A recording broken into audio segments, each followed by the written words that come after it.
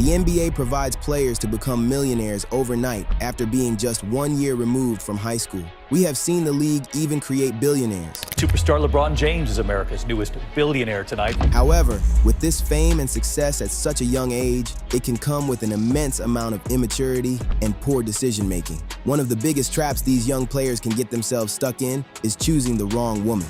A former NBA player and his girlfriend accused of murder. Whether they are around for the money or fame the player has amassed, or other darker ulterior motives, there have been countless cases in which a player's wife or girlfriend has hindered or even ruined the career of an NBA player. Today, we are going to dive into some of those cases, from fabricating evidence that led to domestic violence charges to aiding in a murder. Charlotte's Hornet player Miles Bridges has turned himself in. These are NBA players' wives who destroyed their careers. Starting off the list is a dark story of life in the limelight, paired with disappointment and an enabling partner, ending in a player losing his career and almost losing his life as well. Lamar Odom.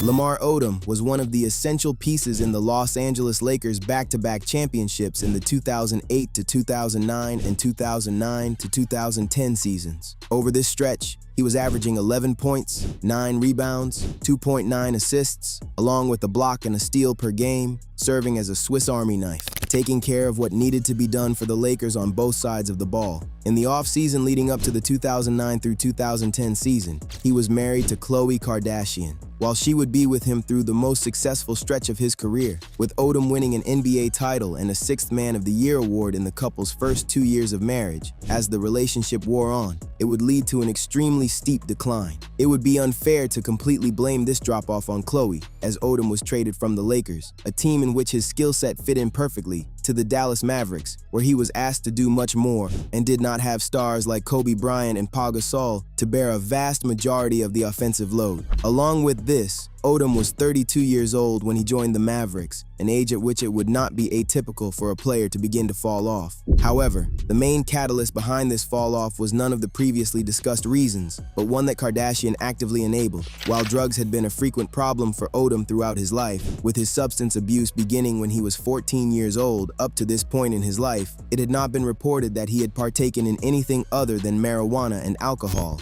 However, he still allowed these two substances to lead him to get into some trouble with the league earlier in his career, with him catching 2 suspensions in 2001. By the time he had made it to Dallas and was 2 years into his marriage with Kardashian, Odom had reached what many believed was rock bottom. Khloe talked about this time in their relationship, saying, "I've just never seen so many drugs in such a dark spot, just such a dark aura around us. They weren't testing for certain painkillers, and he knew which ones they weren't, and he was freebasing painkillers." She recounted his one season in Dallas in particular, saying, "Right before Christmas, because I remember I had this gingerbread house, I tried to make it so cute in this hotel. He was locked in this hotel bathroom for maybe 4 days just doing drugs. Has no concept of time. Miserable. He was horrible because he was so up and high." Allegedly, the only time that Odom was not high was just long enough to get through Mavericks practices and games. But looking at his numbers through this season, it was clear that the drugs were having a clear effect on his level of play. He went from averaging 14.4 points, 8.7 rebounds, and 3 assists per game, while winning the 6th Man of the Year award, to 6.6 points, 4.2 rebounds, and 1.7 assists just the next season. While Kardashian was not thrilled about her new husband throwing away his career and possibly his life for this new habit, she self-admittedly enabled the behavior and helped him cover his tracks, saying, "I was an enabler without knowing I was an enabler. I felt the responsibility to cover this up, hold it together, and protect him. I remember just keeping all these secrets and feeling horrible about myself. He overdosed a few times. I had to pump his stomach. We had at-home detox centers. I was either looking for him in alleys, looking for him in motels. He would have tinfoil cutouts or spoons and freebasing things and leaving things everywhere. I remember needing to go to hotel rooms to clean up after him, so the housekeeping didn't sell a story."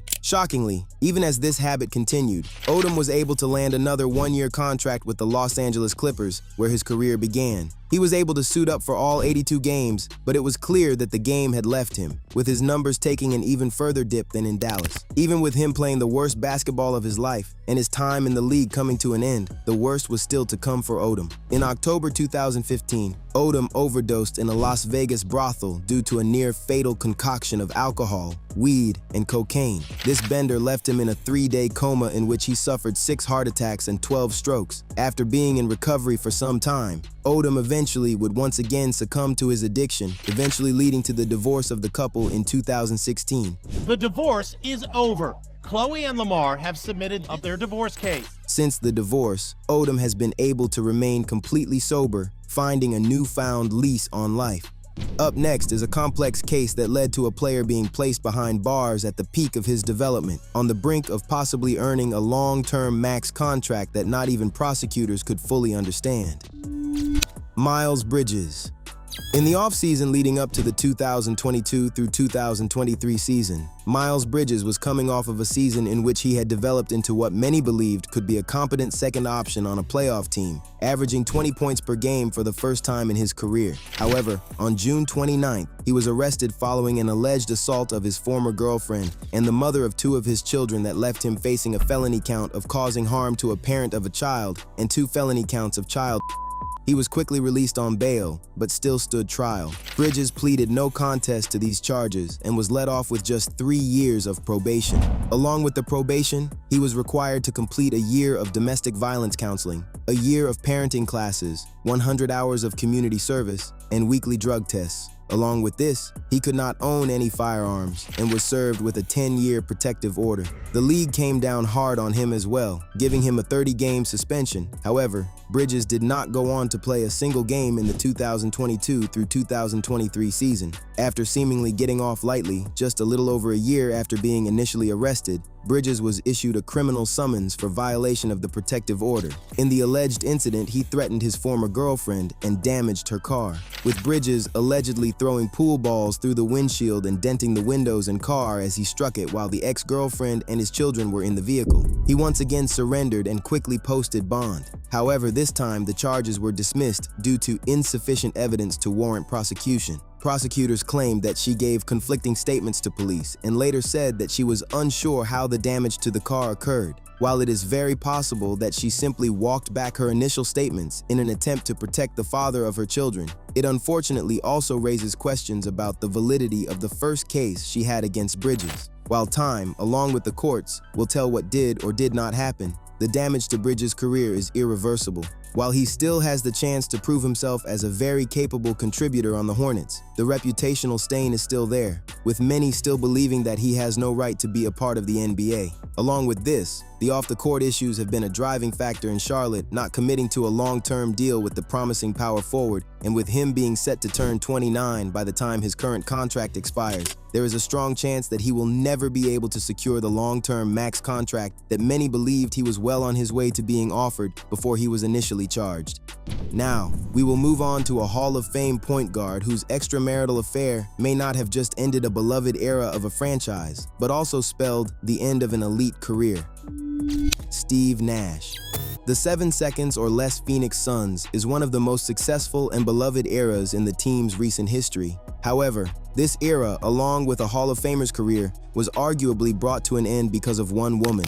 This era and the scandal that led to its end revolved around one man, Steve Nash. But behind his back, it was alleged that he was sharing much more than just the basketball with his teammate Jason Richardson. Richardson joined the Suns in the 2008 through 2009 season in a trade with the Charlotte Bobcats. Richardson was an extremely efficient outside shooter and a player who fit the 7 seconds or less scheme perfectly. While the Suns were quickly finding on-the-court chemistry with Richardson, allegedly off the court, the two-way sharpshooter was also building chemistry with his point guard's wife, Alejandra Nash. It is unknown when things between the two began, but many rumors spread, believing the affair was the reason behind the couple's divorce. It was clear that Nash, in the back of his head, already believed that there may have been some infidelity going on, but these doubts were ultimately confirmed when Alejandra allegedly gave birth to an African-American child. As this child has continued to grow up, it does raise some red flags on this rumor, as he appears to be white. However,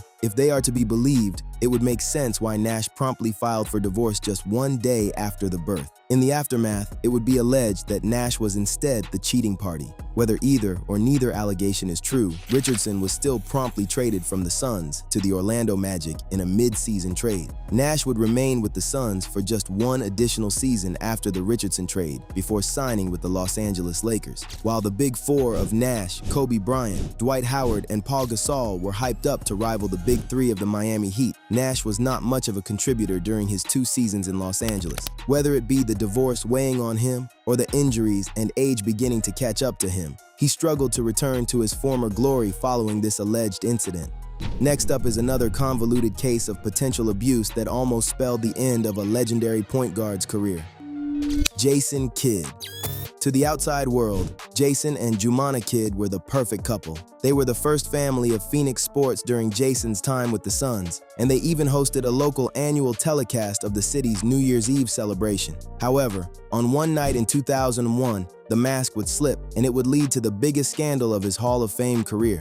Allegedly, Jumana left Jason to watch their 2-year-old son TJ when she went to the gym. After Jason took a fry from the child's plate and ate it, she then told him not to eat his food. Jason then turned to her and spat the French fry in her face. She turned away as Jason struck her in the face with a container of yogurt in his hand. Jumana then ran to the bedroom to call the police. Jason kicked down the door, but she was able to lock herself in the bathroom. On the phone with the cops, she admitted that this situation was minor compared to what she usually went through. Kidd went on to be arrested and charged with suspicion of domestic abuse. Kidd was traded from the Suns in the season following this event, but the couple remained together through the move to New Jersey. While the marriage was still alive, from inside accounts, it still remained very tumultuous. Brandon Jennings recounted an incident when Jumana was heckling Kidd from the sidelines. He looked back on this, saying, "My favorite J Kidd moment, I heard a story, right? J9 Kidd was playing in New Jersey, so he was going through his wife's stuff, and that's when he was playing his best. I heard like his wife told the son to come, go get his phone or whatever. He went to the locker room, got his phone,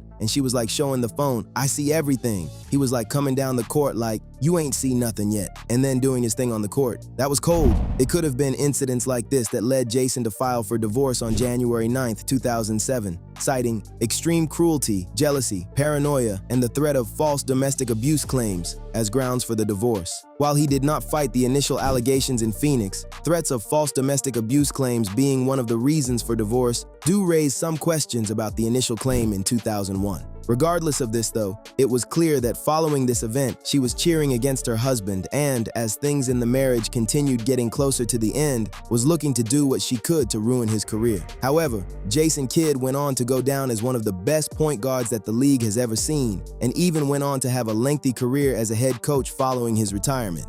Now we have one of the darkest cases in NBA history, where a player, unable to take accountability for his own career, concocted an extremely dark and demented plan to get back at his undeserving wife. Mike Niles.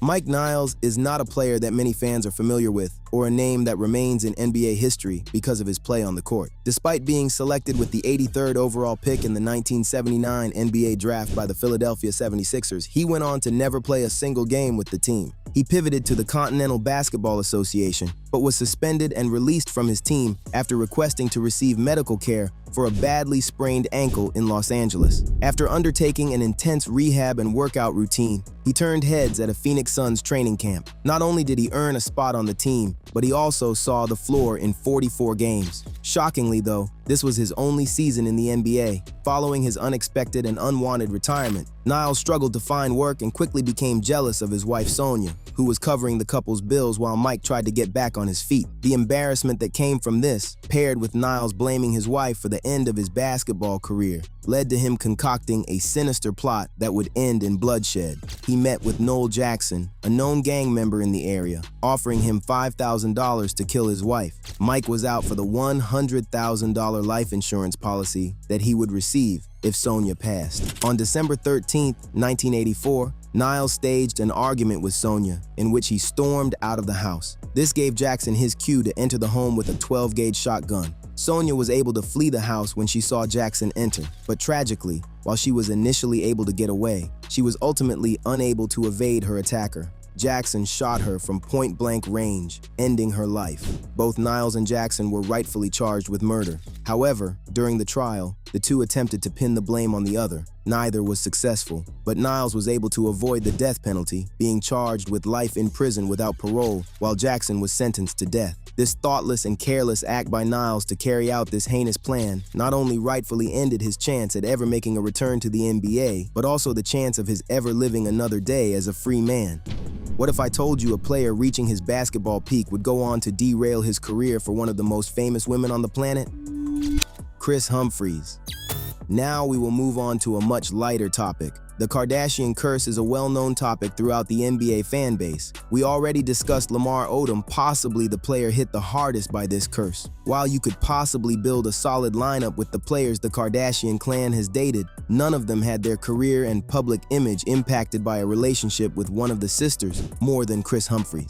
Leading up to his relationship with her, Humphries began his career by bouncing around the league, playing for the Utah Jazz, Toronto Raptors, and Dallas Mavericks. As the two began to get more serious, Humphries was sent to the New Jersey Nets, where he finally began to come into his own. It seemed as if everything was finally falling into place for the young center.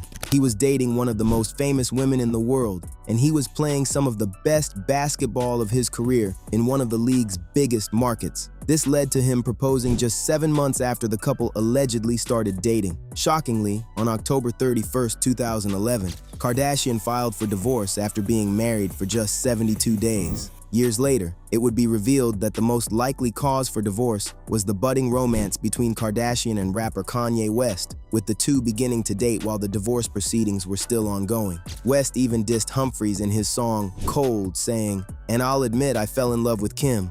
And I'll admit I fell in love with Kim. Around the same time she had fallen in love with him. Well, that's cool, baby girl. Do your thing. Lucky I ain't have Jay drop him from the team, referencing mentor Jay-Z's ownership stake in the Nets at the time. Despite the divorce being front-page news in every tabloid across the country, Humphries was able to put together the best season of his entire career, averaging 13.8 points and 11 rebounds per game. However, it appeared that being known as Kris Kardashian and Kim's ex-husband went on to be too much for Humphries, and he was unable to come close to ever replicating these numbers again. He was able to remain in the league for another 5 seasons, but flamed out from being a starting option and struggled to match the numbers or efficiency he produced in his post-divorce season. Rounding out the list is an extremely dark story that left an innocent woman dead and an NBA career ended before it even got the chance to begin. Chance Comanche.